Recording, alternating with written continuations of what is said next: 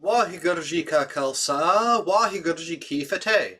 Today I want to talk about the Khalsa, what it stands for, what its history and its origins are. Maybe at a later point I'll talk about what it did later, but for now let's just talk about the history and the origins. I want to talk about this because I think that a lot of non-Sikhs don't really know what the Khalsa actually is or what its intentions or history are.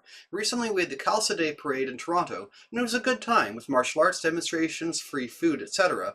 But to an outsider I don't think it will be entirely clear what it's actually all about.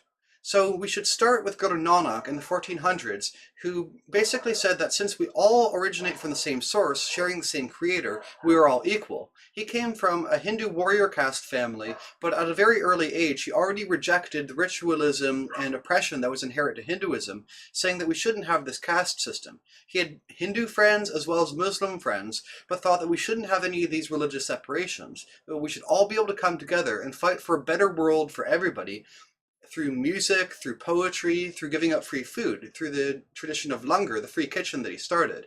And his successor, Guru Angad, expanded this to include a program of universal literacy, which is provided to women as well as men, to people of all backgrounds, despite the rampant misogyny and persecution that existed at the time. This is a universal education system.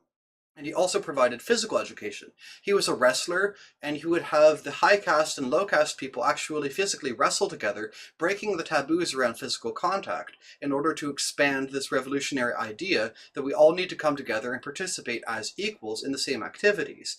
His wife, Matakivi, also greatly expanded the tradition of the free kitchen, the langar, that Guru Nanak had started, saying that, look, it's not enough just to say, in theory, we're all equal. People need to eat now, therefore we should provide them food.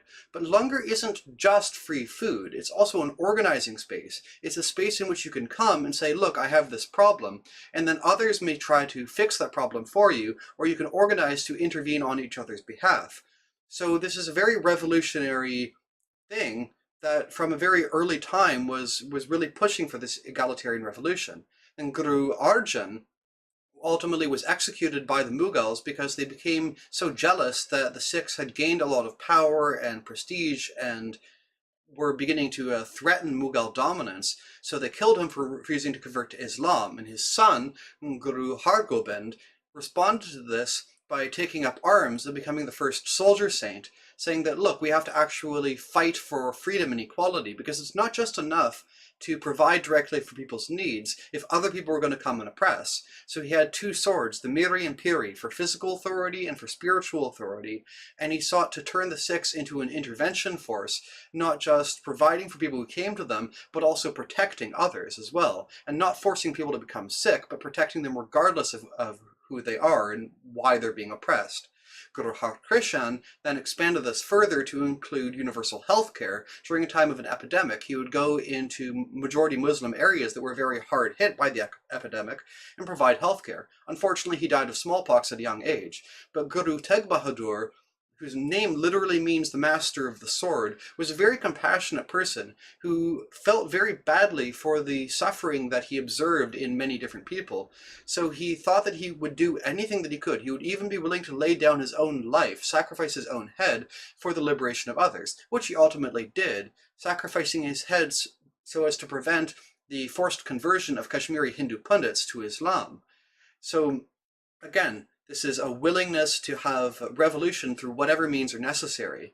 And then his son, Guru Gobind Singh, took the tradition of the soldier saint to a whole other level. And he's extremely impressive. If you look at the things that he actually did, he routed enemy armies, he defeated enemy generals in single combat. He was just an extremely impressive person, wrote great works of poetry. But all four of his sons were actually executed by the Mughals for refusing to convert to Islam, as well as both his father and his mother. So you can see under this situation that even with an extremely impressive leader, there's not that much security there, that the movement could still be crushed, because if we're reliant on one person, that one person, what if the next generation isn't as good, or what if they get killed? So he came up with a solution to this, which is to bring to its completion the revolution that Guru Nanak had begun by creating the Khalsa. What he did was he gathered everybody together, and he said, one who is willing to give their head for the Guru, come forward. And he brought him into a tent and made it seem like he'd cut off his head and asked for a second head. And he did this until he had 5, and then he brought them all out, showed that he hadn't actually killed them after all, and he mixed sugar water in a cauldron with a two-edged sword, and he recited his poetry, and then put the Amrit, this nectar of immortality, on them and had them drink a little bit from it, declaring them to now be equivalent to his own body, that there wouldn't be any separation of Guru and Sikh, but that the Sikhs themselves, at least the initiated Sikhs, are equivalent to the Guru, so that this would be a non-hierarchical cooperative of soldier saints tasked with intervening through direct action in a diversity of tactics to save the world. And then he himself turned to them and had them do the same to him, anointing him and making him into a Khalsa. So at this point he changed his name from Gobind Rai to Gobind Singh, and had all of the other Khalsa take on the names Singh or Kaur. So the Khalsa would be equivalent, that there's no leader of the Khalsa, that the Khalsa belongs to me and I also belong to the Khalsa, and that together we're going to fight for a world in which everybody gets to eat and in which nobody is going to be persecuted. Waheguru Ji Ka Khalsa, Waheguru Ji Ki Fateh.